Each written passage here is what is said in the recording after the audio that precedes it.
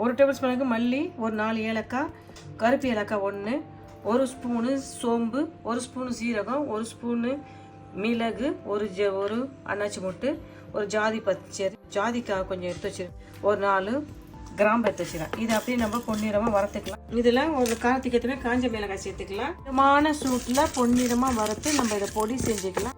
இதை கொஞ்சம் ஆற வச்சு பொடி செஞ்சு கொண்டு வந்தோம். ஆறிடுது. இதை அப்படியே மிக்ஸி ஜாரில் மாற்றிட்டு இதை நம்ம பவுடர் பண்ணி கொண்டு வந்தோம். ரெடி ஆயிடுச்சு. பொடி வாங்கிச்சு. நம்ம பெரிய சைஸ் வெங்காயத்தை போட்டு நம்ம அழகாக அதை வதக்கிக்கலாம்.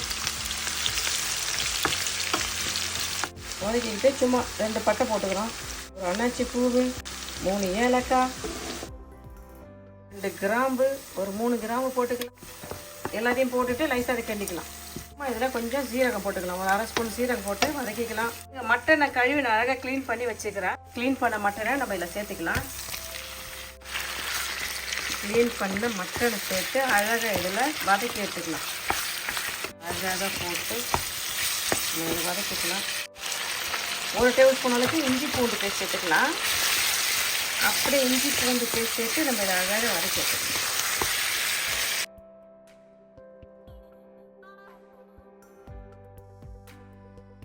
இது நம்ம அழகாக எல்லாம் ஜீரகத்தூள், 1 ஸ்பூன் ஜீரகத்தூள் போட்டுக்கலாம்.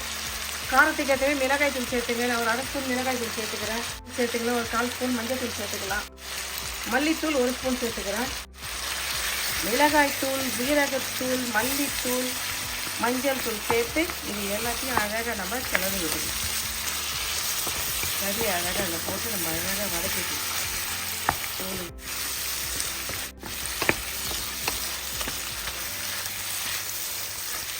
நம்ம அழகாக கொஞ்சம் வதக்கிட்டோம். பாருங்கள், இதில் ஒரு கைப்பிடி புதினா போட்டுக்கிறோம், ஒரு கைப்பிடி கொத்தமல்லி தழை போட்டுக்கிறோம்.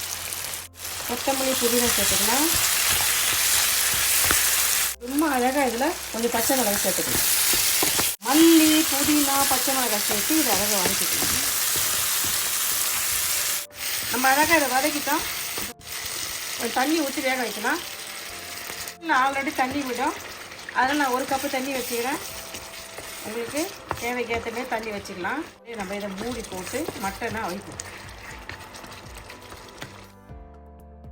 திட்டமாக தண்ணி சேர்த்துட்டோம். மூடி போட்டு இது ஒரு 20 நிமிஷம் வேக வச்சு எடுக்கும். பார்க்கலாமா? பாருங்க, எண்ணெய் அழகாக நம்ம போட்ட தண்ணியெல்லாம் சுண்டி கறி எண்ணெய் அழகாக வெந்து வந்துச்சு. கறி சூப்பராக வந்துச்சு.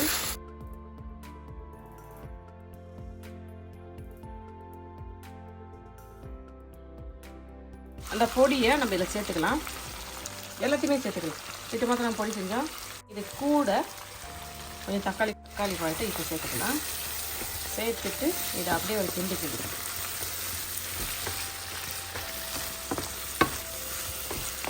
பாருங்க, எண்ணெய் சூப்பராக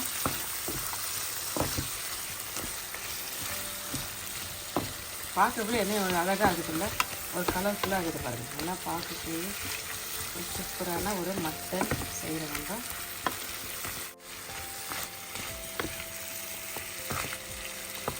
கொஞ்சம் உருக்குன பட்டர் நம்ம லைட்டாக இதில் சேர்த்துக்கலாம். பட்டர் கொஞ்சம் லைட்டாக நம்ம இதில் சேர்த்துக்கிறோம். அரிக்கி வச்ச காஞ்ச மிளகாய், கொத்தமல்லி தழை, அரிக்க வச்ச கொத்தமல்லி, புதினா சேர்த்துக்கலாம். எல்லாத்தையும் சேர்த்து அழகாக செஞ்சுக்கலாம். இதில் இருக்கிற உப்பு, காரம் எல்லாம் உங்கள் விருப்பப்படி இருக்கணும். இதில் எதுனா ஒரு மசாலா உங்களுக்கு ஒத்துக்கலன்னா தயவு செய்து அதை சேர்த்துக்காதீங்க. உப்பு, காரம் உங்கள் விருப்பப்படி சேர்த்துக்கலாம். அவ்வளோதான். வாங்க நம்ம சாப்பிட்டு பார்க்கலாமா? பாருங்க, என்ன சூப்பராக நம்ம ஒரு மட்டன் செஞ்சுட்டோம். வாங்க நம்ம சாப்பிட்டு பார்க்கலாம். சும்மா இது மாதிரி அழகாக கொஞ்சம் கொத்தமல்லி போட்டுக்கலாம். பாருங்கள், என்ன ஈஸியான முறையில் வீட்டில் இருக்கிற பொருளை வச்சு நம்ம என்ன அழகான ஒரு மட்டன் ஃப்ரை பண்ணிட்டோம். இந்த வீடியோ உங்களுக்கு ரொம்ப யூஸ்ஃபுல்லாக இருக்கும்னு நினைக்கிறேன். மட்டன் பாருங்கள், என்ன அழகாக வெந்து இருக்குது. சூப்பராக நம்ம மட்டன் என்ன பாருங்கள், இது பாருங்கள், என்ன அழகாக சூப்பராக மட்டன் நம்ம வேக வச்சுருக்கோம். பாருங்கள், என்ன நல்ல காரம் சாரமாக சூப்பராக இருக்குது. நீங்களும் இதே மெத்தட் செஞ்சு பார்த்துட்டு நான் செஞ்ச இந்த மட்டன் ஃப்ரை எப்படின்னு சொல்லுங்கப்பா.